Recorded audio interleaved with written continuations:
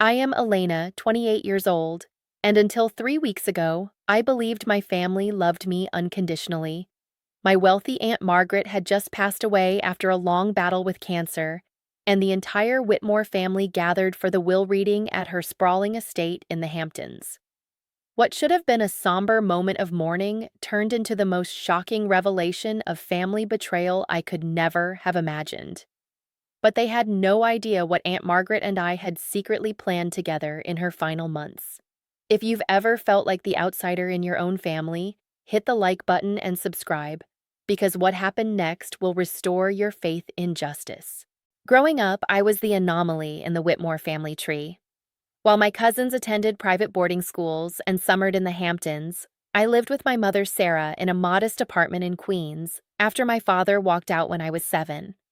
My mother had married beneath her station, as my grandmother Victoria never tired of reminding everyone, and was subsequently cut off from the family fortune.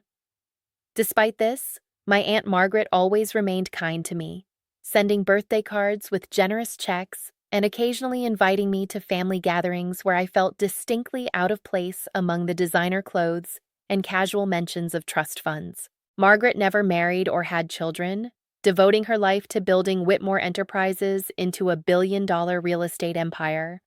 She was brilliant, ruthless in business, but always had a soft spot for me. "You have that spark, Elena," she would tell me during our private conversations. "You remind me of myself at your age, hungry and determined." While my cousins Bradley, Sophia, and Marcus took their inheritance for granted, I was working my way through NYU with 2 part-time jobs, determined to prove I belonged in this family despite my circumstances. The cancer diagnosis came suddenly 2 years ago. Margaret fought valiantly, undergoing aggressive treatment while still running her company. During this time, she began inviting me for weekly visits to her penthouse, claiming she wanted company during her recovery. These visits became sacred to me. We would talk for hours about business, life, and family dynamics. Margaret was sharp as ever, but I noticed she was quietly observing everyone around her with new intensity. "People show their true colors when death approaches," she told me one afternoon as we sat in her sunroom overlooking Central Park. "I'm learning who my family really is, and frankly, Elena, it's quite disappointing." I didn't fully understand what she meant then, but I would soon discover the depth of my relatives' greed and manipulation. As Margaret's condition worsened, my cousins suddenly became extremely attentive. Bradley, who had barely acknowledged my existence for years, began showing up to family dinners where he would monopolize conversations about the company's future direction. "Of course, Aunt Margaret will want someone with business experience to take over," he would say, shooting meaningful glances around the table. "Someone who understands the family legacy." Sophia, a socialite who had never worked a day in her life, suddenly developed an interest in Margaret's art collection and real estate holdings. "Aunt Margaret, you must let me help you organize your affairs," she would coo during visits. "These things are so overwhelming when you're not feeling well." Her concerned facade barely concealed her calculating assessment of every valuable item in Margaret's penthouse. Marcus, the youngest at 25, took a different approach. He began visiting Margaret with his infant daughter, playing up the great aunt role and talking endlessly about securing little Emma's future. "You're the only real mother figure I've ever had, Aunt Margaret," he would say, despite having a perfectly loving mother in my Aunt Catherine. "I want Emma to grow up knowing her great-aunt's incredible legacy." Even my grandmother Victoria, who had always been cold toward Margaret's independent lifestyle, suddenly became the devoted sister, visiting daily with homemade soup and nostalgic stories about their childhood. The transformation was remarkable and utterly transparent to anyone paying attention. Meanwhile, my mother Sarah remained her authentic self, visiting when she could between her nursing shifts at the hospital, never asking for anything except Margaret's comfort. "Your mother is the only one who visits me without an agenda," Margaret confided to me one evening. "The only one who doesn't calculate the value of every item in my apartment while pretending to care about my health." During one of our weekly visits, Margaret revealed something that changed everything. "Elena, I need you to help me with something important, she said, her voice uncharacteristically serious. I've been documenting certain conversations and behaviors over the past year. I need a witness I can trust, someone who won't benefit from betraying my confidence. What she showed me next left me speechless. Margaret had been secretly recording conversations with family members using a digital recorder hidden in her living room. The recordings revealed the shocking truth about my cousin's real feelings and intentions. In one recording, Bradley and Sophia discussed dividing Margaret's assets before she was even gone. "The old woman can't last much longer," Bradley's voice came through clearly. "We need to make sure Elena and her pathetic mother don't get a penny. They're not real Whitmores anyway." Sophia's laughter was cruel and unmistakable. "Don't worry, I've been working on Aunt Margaret. She knows family loyalty matters most. Elena's just a charity case who got lucky being related to us." Another recording captured Marcus coaching his wife on how to approach Margaret. "Play up the great-grandmother angle," he instructed. "Make her feel guilty about not providing for Emma's future. And whatever you do, don't let Elena monopolize her time during visits. We can't let her poison Aunt Margaret against us." But the most devastating recording featured my grandmother Victoria speaking to someone on the phone, presumably another family member. "Margaret's always been sentimental about that girl, Elena." Victoria's voice was cold and calculating. "It's because she sees herself in the poor little orphan's story. But blood is blood, and Margaret will do right by the family in the end. I'll make sure of it. That girl and her mother have lived off our generosity long enough." As I listened to these recordings, tears streaming down my face, Margaret watched me with sad but knowing eyes. "I needed you to hear this directly," she said softly. "I needed you to understand what we're dealing with.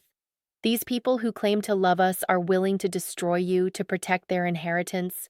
They see you as a threat simply because you exist."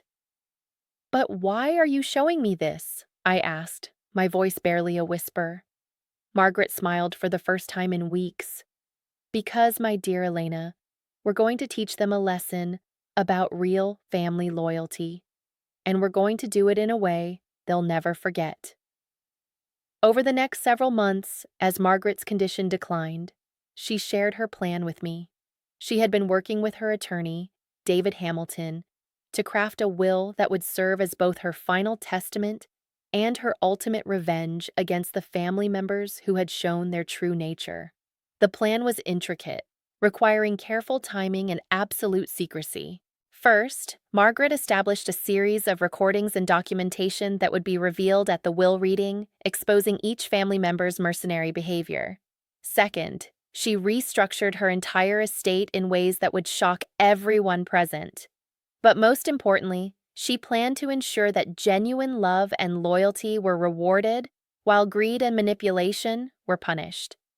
"I want you to promise me something," Margaret said during one of our final conversations before she entered hospice care. "No matter how they react, no matter what they say about you or your mother, remember that family isn't about blood or money. It's about love, loyalty, and genuine care for one another. You and Sarah have shown me more real family love than the rest of them combined." Margaret passed away on a rainy Tuesday morning in October. I was holding her hand in the hospice room, along with my mother, while she slipped away peacefully. Her last words to me were, "Remember the plan, Elena. Trust David and let justice unfold." The funeral was a grand affair at St. Patrick's Cathedral, attended by business leaders, politicians, and socialites. Margaret would have appreciated the irony of being celebrated by people who barely knew her, while her family members delivered tearful eulogies that rang completely hollow to anyone who had witnessed their recent behavior. My cousins played their parts perfectly, grieving relatives devastated by their loss, while secretly anticipating their inheritance. The will reading was scheduled for the following Friday at Margaret's attorney's office in Manhattan. David Hamilton had been Margaret's lawyer for over 30 years and was known for his meticulous attention to detail and dramatic flair. The entire family assembled in his conference room: my grandmother Victoria, my Uncle Richard and Aunt Catherine with their children, Bradley, Sophia, and Marcus, plus Marcus's wife Jennifer and baby Emma. My mother and I sat quietly in the corner, having learned long ago to make ourselves small during family gatherings. The others chatted nervously about Margaret's legacy and the responsibility of carrying on the Whitmore name. The air was thick with anticipation and barely concealed greed. David began the proceedings with uncharacteristic solemnity. "Before we review Margaret's final wishes," he announced, "she requested that I share some recordings she made during her final year. She felt it was important for everyone to understand the context behind her decisions." The room fell silent as David activated a digital audio system. Margaret's voice filled the room, clear and strong despite her illness. "To my family gathered for this reading, I want you to know that I spent my final year observing and listening. I wanted to understand who you really are when faced with mortality and inheritance." What followed were the most excruciating 20 minutes of silence I had ever experienced.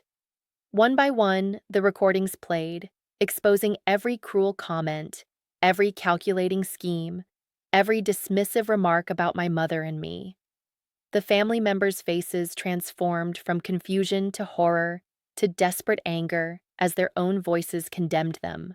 Bradley turned pale as his recording played. "Elena's just a leech who's been sucking up to Aunt Margaret for years. She and her pathetic mother don't deserve a cent of Whitmore money." Sophia gasped audibly when her voice filled the room. "I've been documenting everything valuable in her apartment. When she's gone, we need to make sure the right people get the important pieces." Marcus actually stood up and tried to leave when his coaching session with his wife was broadcast, but David calmly asked him to remain seated. My grandmother Victoria sat frozen as her most damning comment echoed through the room. "Margaret's always been too sentimental. Someone needs to remind her where her loyalties should lie. The girl needs to understand her place in this family." When the recordings finished, the room was silent except for baby Emma's soft cooing. The assembled family members couldn't look at each other or at us. The ugly truth of their greed and manipulation hung in the air like a toxic cloud. David cleared his throat and continued. "Now, let me read Margaret's final will and testament, bearing in mind what she discovered about her family's true nature." The reading began with small bequests to longtime employees and charitable organizations.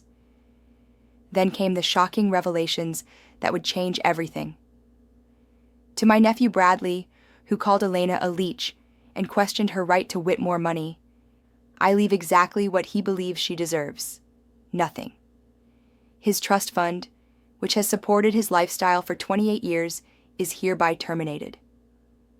Bradley shot up from his chair. "This is impossible.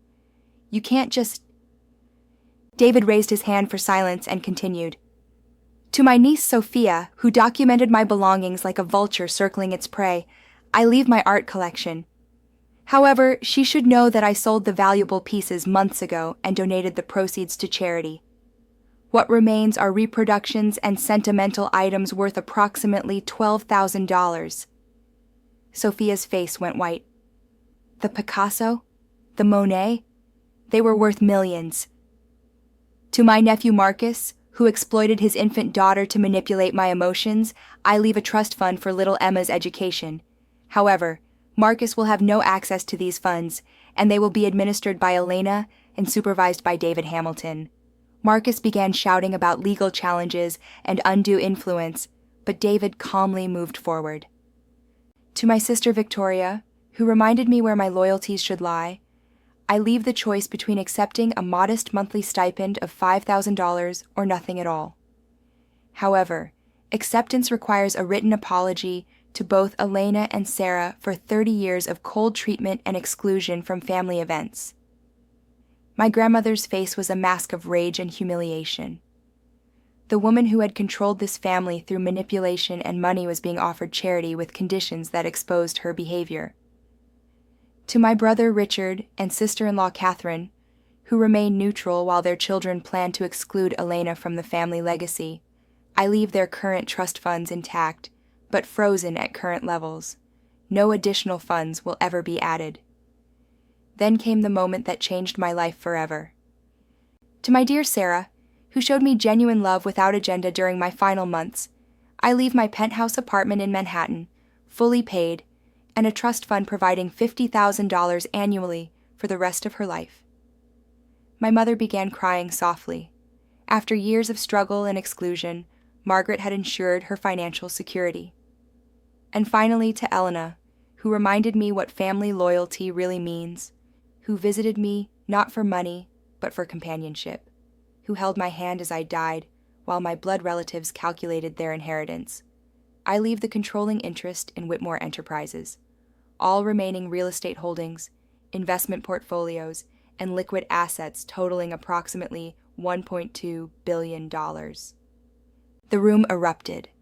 Bradley began screaming about challenging the will. Sophia accused me of manipulating a sick old woman.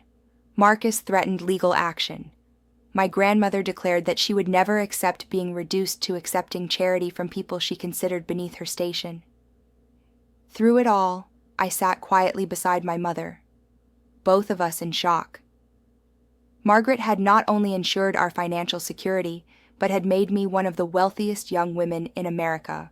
More importantly, she had publicly vindicated us and exposed the family members who had treated us as outcasts. David concluded the reading with Margaret's final message. I hope this serves as a lesson about the difference between entitlement and gratitude, between love and greed. Elena and Sarah proved that family is not about bloodlines or inheritance, but about genuine care, loyalty, and love. To those who are angry about these decisions, I suggest you reflect on the recordings you just heard and ask yourselves what you might have received if you had shown the same authentic love and support. The legal challenges began immediately. Bradley, Sophia, and Marcus hired expensive lawyers to contest the will, claiming undue influence and diminished capacity. They argued that I had isolated Margaret from her family and poisoned her mind against them. The irony was breathtaking. They were accusing me of the exact manipulation tactics the recordings had captured them discussing. However, David Hamilton had prepared for this. Margaret's will had been reviewed by multiple doctors who confirmed her mental capacity. The recordings provided clear evidence of the family's true motivations. Most damning of all, Margaret had undergone psychological evaluation specifically to prevent such challenges, demonstrating complete competence and clear reasoning for her decisions. The court case stretched on for 8 months. During this time, I officially took control of Whitmore Enterprises under David's guidance. My business degree from NYU, combined with Margaret's detailed notes about company operations, helped me understand the empire I had inherited. The irony was not lost on me that my cousins, who had felt entitled to this inheritance, had never bothered to learn anything about the actual business that generated their trust funds. The first board meeting was particularly satisfying. Bradley had assumed he would take over as CEO after Margaret's death, and had even prepared a presentation about his vision for the company. When I walked into the conference room as the new controlling owner, his face went through a range of emotions from confusion to realization to pure rage. "This is temporary," he hissed at me after the meeting. "No court will let this stand. You manipulated a sick old woman." "Bradley," I replied calmly, "you heard the recordings. Margaret made her decision based on 18 months of evidence about who we really are. She chose love over greed, loyalty over entitlement." The legal battles finally ended when my lawyers presented additional evidence Margaret had left behind. She had been secretly recording family conversations for 2 years, not just one. The additional recordings included even more damaging admissions, including discussions about having me declared incompetent if I ever inherited significant wealth, and plans to institutionalize my mother if she became a burden on family resources. Faced with this overwhelming evidence, my cousin's lawyers advised them to accept the will as written. The final court ruling upheld every provision of Margaret's testament and awarded legal fees to our side, adding insult to injury for my relatives who had already spent hundreds of thousands on their failed challenge. 2 years later, My life has transformed beyond recognition. I moved into Margaret's penthouse, where I keep a photo of us together on the mantle.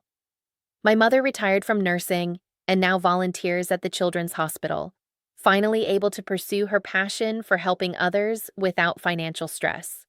I've expanded Whitmore Enterprises into sustainable development, something Margaret had always dreamed of but never had time to pursue.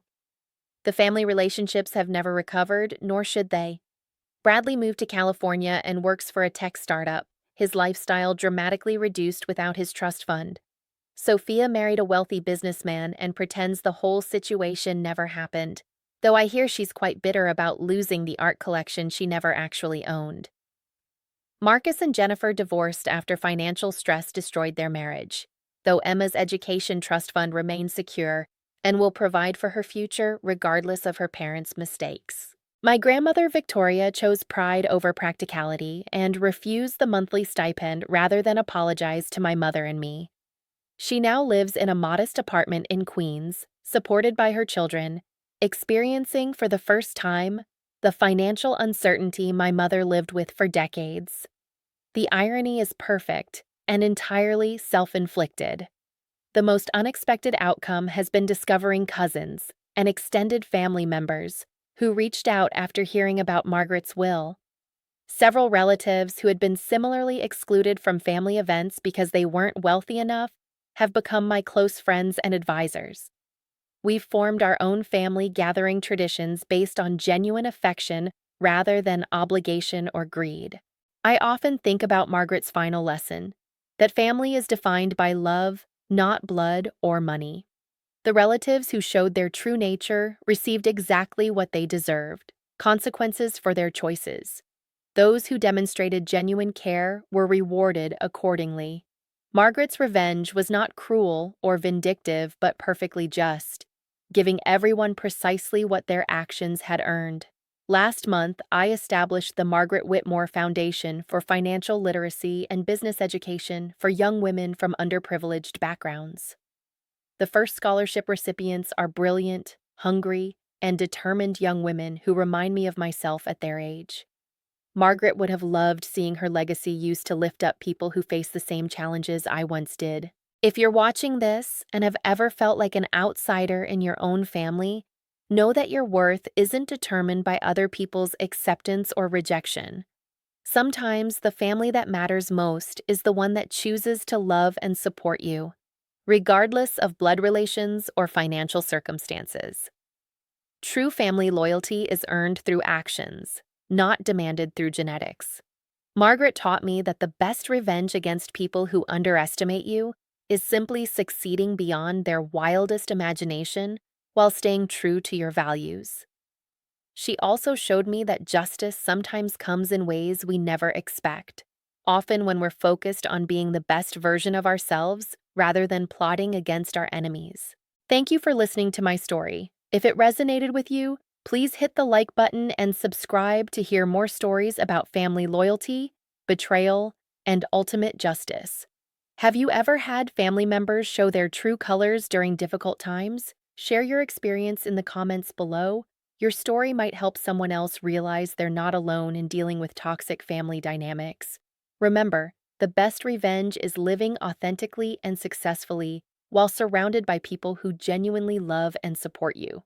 Until next time, this is Elena reminding you that sometimes losing fake family members is the first step toward finding your real family